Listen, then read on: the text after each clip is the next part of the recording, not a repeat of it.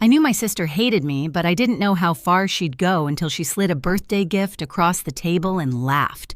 A DNA test.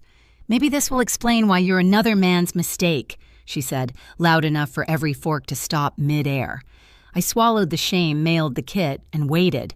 Months later, our family's estate lawyer requested an urgent meeting regarding Grace Ellington. My mother went pale. Naomi stopped smiling. And in that moment, I realized something terrifying. They already knew what I was about to find out. Most people picture family as a soft place to land. Mine always felt more like a house with cold floors, beautiful from the outside, freezing once you stepped in. Growing up in the Ellington home in Denver, I learned early how to make myself small. I was the quiet child, the one who did her homework without being asked, the one who disappeared into corners so my mother wouldn't sigh and my sister wouldn't sneer. Even then, Naomi's world seemed to orbit at the center of everything. She had a way of commanding attention without earning it. Loud laughter, dramatic stories, a talent for turning every room into her stage. And my mother, Evelyn, applauded her every move. When Naomi got a B on a test, she was well-rounded. When I brought home straight A's, Mom blinked like she had forgotten who I was for a moment before saying, "That's nice, Grace. Can you help set the table?" By the time I reached 35, I'd built a life far from that house. Austin suited me: quiet mornings, simple routines, the kind of stability I'd never had as a child. I worked as a financial analyst dressed in soft, neutral tones and tried not to think about the constant ache that came from being the forgotten daughter. But when my father, James Ellington, passed away, the gravity of our family pulled me back. He had been the only steady thing in that house, a man of few words, but a surprising warmth. In the small moments, a hand on my shoulder, a proud nod at my college graduation. I didn't know then that he carried a secret darker than anything I could imagine. 3 months after the funeral, Mom insisted we have a small birthday dinner at the old house. Her voice over the phone was too bright, too rehearsed, as if she were reading lines someone else had given her. When I stepped through the front door, I smelled the familiar mix of lemon polish and old books. The chandelier glowed, but the house felt emptier without Dad's quiet presence. Naomi sat at the kitchen table, flipping through resort brochures, tanned from some recent trip, barely glancing at me as I entered. Mom poured herself more wine than usual, her hands trembling slightly. Something unspoken hung in the air like a storm that hadn't broken yet. I tried asking about the will, gently, respectfully. Mom froze, her smile stiff. "We're just not ready yet," she said. But her eyes flicked to Naomi, and Naomi smirked like she knew a secret I didn't. Looking back, the dinner was never about celebrating my birthday. It was about setting the stage for my humiliation. The tension that night didn't arrive in one sharp moment. It crept in slowly, like a draft under a closed door. Every small detail felt off. Naomi kept glancing at me with this expectant look, as if she were waiting for a cue only she and my mother had rehearsed. Mom's wine glass was never empty, though she barely drank from it. Her fingers just circled the stem over and over like she needed something to hold on to. Dinner itself was a performance. Naomi talked nonstop: her job, her husband, her plans to redo her kitchen in a French farmhouse aesthetic.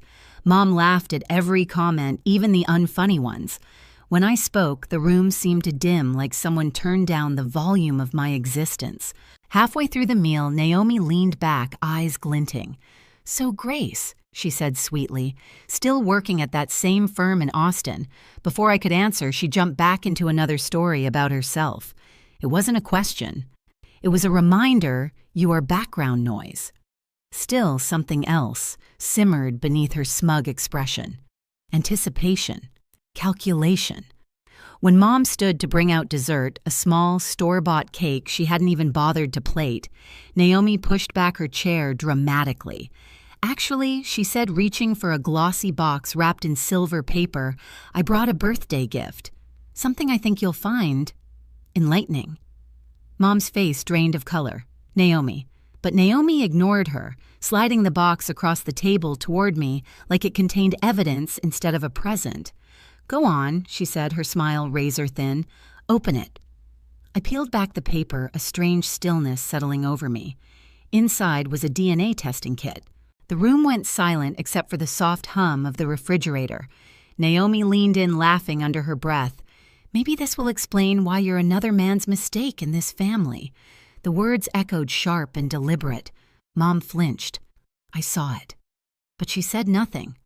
The humiliation stung, but the fear in Mom's eyes, that felt like the real truth, slipping through the cracks. Naomi hadn't just insulted me. She'd exposed something she wasn't supposed to say out loud. Later that night in my old bedroom, the walls still painted the soft blue I had chosen at 15. I searched through old boxes, like someone looking for proof of their own existence. At the back of my closet, I found an envelope that didn't belong with the others. The dust around it had been disturbed recently. Inside was a photograph of younger Evelyn holding me as a baby while standing next to a man I didn't recognize. On the back, in my mother's handwriting, "Forgive me." My hands shook as I took pictures of everything. Then I turned to the DNA kit Naomi had delivered like a weapon. She had wanted me to take it. She had wanted something to happen. Fine. I mailed it the next morning, not because Naomi wanted me to, but because I needed to know what truth she was so eager to weaponize. The results arrived 5 weeks later on a quiet Tuesday afternoon.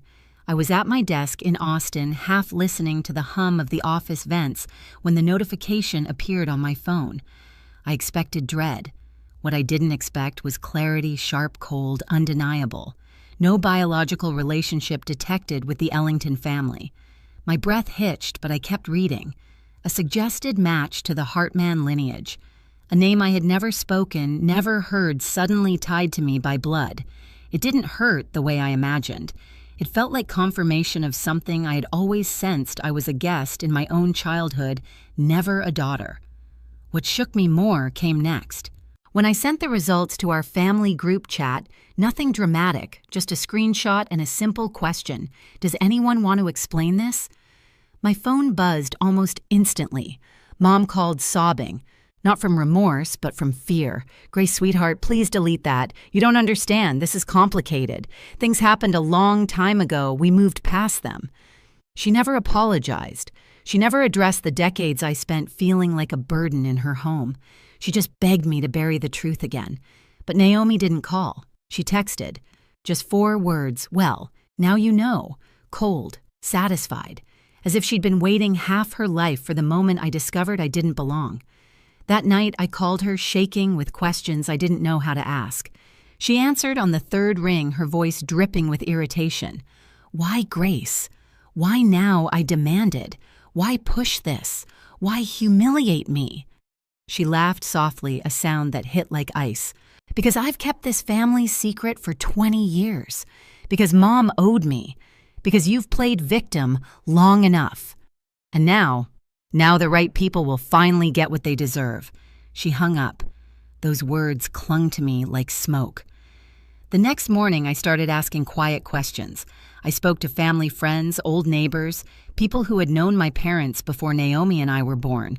What emerged chilled me. Naomi had been digging for months, meeting estate lawyers, hinting about upcoming changes, talking as if Dad's estate already belonged to her. I needed help, real help. The kind Dad would have insisted I seek. So I hired an attorney, Sarah Eng, known for her work in complicated inheritance disputes.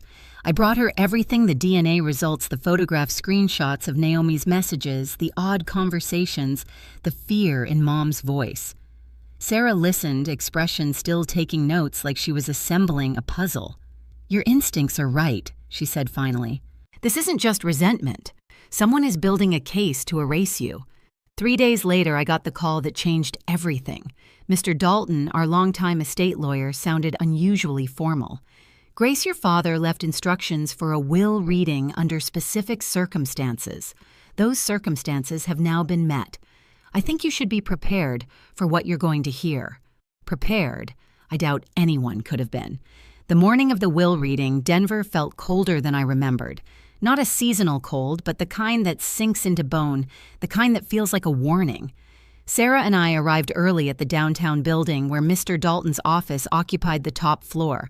Floor-to-ceiling windows, dark wood, the kind of place where truths didn't hide, they echoed. We chose seats near the window, out of the direct line of fire. Sarah whispered, Observe everything. Speak only when necessary. Her calm steadiness eased the tightness in my chest. Mom arrived next. She looked exhausted, like she hadn't slept in days. Her hair was hastily pinned back, and she clutched her purse with both hands as though it were the only thing keeping her upright. She didn't greet me, didn't even meet my eyes. She sank into a chair at the far end of the table, staring at the polished surface, as though it might swallow her whole. Then Naomi entered. Her heels clicked sharply against the marble floor, each step carrying a smug confidence that bordered on theatrical. She wore an expensive suit, cream-colored, perfectly tailored, and heavy makeup that made her look sharper, harder. And of course, she brought her own attorney, a man I recognized from billboards, boasting about aggressive estate litigation. Naomi gave me a slow smile, one corner lifted higher than the other. "Grace," she said, as if greeting someone irrelevant, but her eyes gleamed with expectation. She believed she had already won. Mr. Dalton entered last, carrying a thick folder. He moved with the deliberate calm of someone who understood the weight of what he was about to unleash. When he reached the head of the table, he rested a hand on the folder and looked at each of us one by one. Before we begin, he said, "I want to note that James Ellington left explicit instructions for how this reading should proceed. He anticipated complications. Everything I am about to share was prepared with full knowledge of circumstances that some of you may find surprising." Naomi shifted her smirk, faltering. Dalton opened the folder and began reading the will. "I, James Robert Ellington, declare this my final will and testament. I leave 70% of my estate, including the family home investment accounts and assets, to my daughter, Grace Ellington." Silence snapped across the room like a whip. Naomi shot to her feet. "She is not his daughter," she shouted. "We have DNA proof. She has no legal—" Dalton held up a hand. "Please sit. There is more." Reluctantly, she did, though her jaw clenched so tightly I thought she might crack a tooth. Dalton continued reading. "I have known since Grace was 2 years old that she is not my biological child. I chose to raise her anyway. I choose to leave her my legacy because she alone has proven worthy of it. This decision requires no further validation." Naomi's complexion drained to a pasty gray. Mom closed her eyes, pain tightening her features. But Dalton wasn't finished. 8 months before his death, Mr. Ellington hired a private investigator to document any attempts to manipulate or interfere with his estate. The investigator gathered substantial evidence. He placed a stack of documents on the table: payments, withdrawals, bills, and meeting logs demonstrating Naomi Ellington's efforts to pressure her father into altering his will, including unauthorized withdrawals totaling $50,000 during his illness. Naomi's attorney stiffened. "We weren't informed Dalton cut him off. You were not required to be." Additionally, the investigation documented consultations with 3 estate lawyers, conversations about upcoming changes to the family inheritance, and the purchase of a DNA test mailed to Naomi's home address and gift-wrapped. Naomi's eyes widened. "That's ridiculous," she said, voice shaking. "That was a joke." Dalton set down the final document, a handwritten note in my father's unmistakable script. "Mr. Ellington requested that I read this aloud." He unfolded the page. "Naomi, I know what you've been planning. I watched you try to manipulate your mother. I hoped you would choose differently. These consequences are your own doing." A sound escaped Naomi's throat, part gasp, part growl. Her attorney leaned toward her. "Do not contest this," he whispered harshly. "There's a no contest clause. You will lose everything." But Naomi was spiraling. "This is fraud," she spat. "Grace manipulated him. She tricked a dying man." Sarah stood. Her voice was quiet but powerful. "The will explicitly acknowledges Grace's parentage and documents Mr. Ellington's reasoning. Any contest would be frivolous and trigger the no contest clause, including repayment of outstanding loans, approximately $200,000. Naomi's face twisted. "That's not a loan. He gave me that money." "Not according to the estate records," Dalton replied calmly. Mom finally spoke, her voice a fragile whisper. "Naomi, stop." But Naomi couldn't. Years of entitlement, bitterness, and fear collided all at once. "This should be mine," she hissed. "All of it. I'm the real daughter. I'm the one who stayed." I stood slowly, my voice steady. "You didn't stay, Naomi. You controlled. You threatened. You built your life on secrets you never earned." She turned toward me, wild-eyed. "You don't deserve, Grace," Dalton said gently. "There is something else your father left." He opened a smaller envelope addressed to me. Inside was a short letter. "Grace, you spent your life believing you were invisible. You were not. I saw your strength, your kindness, your integrity. You were my daughter not by blood, but by choice, and I leave you my legacy with absolute certainty that you will honor it." My vision blurred. When I looked up, Naomi finally understood. This wasn't my victory. It was her defeat crafted by the man she underestimated most. The legal fallout came faster than anyone expected. Naomi's attorney withdrew the next morning, leaving her scrambling for someone willing to take a case that was already collapsing under its own weight. When she attempted to contest the will anyway, the judge dismissed it within minutes. The no contest clause was airtight, the evidence overwhelming. Her inheritance vanished. The loan she'd taken from Dad, $200,000, converted into personal debt owed back to the estate. And the $50,000 in unauthorized withdrawals, she was given 1 year to repay it or face further legal action. For the first time in my life, Naomi looked small. Not humbled, just cornered by the consequences she'd always managed to outrun. Mom came to see me a week later. She sat on my Austin apartment couch, hands folded, eyes red-rimmed.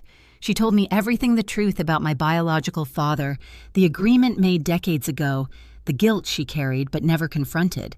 I listened, but I didn't reach for her. Some wounds required distance, not closeness. "I want to make things right," she whispered. "I believe you," I said. "But making things right starts with letting me live without carrying your secrets." In the months that followed, I stepped back from Denver entirely.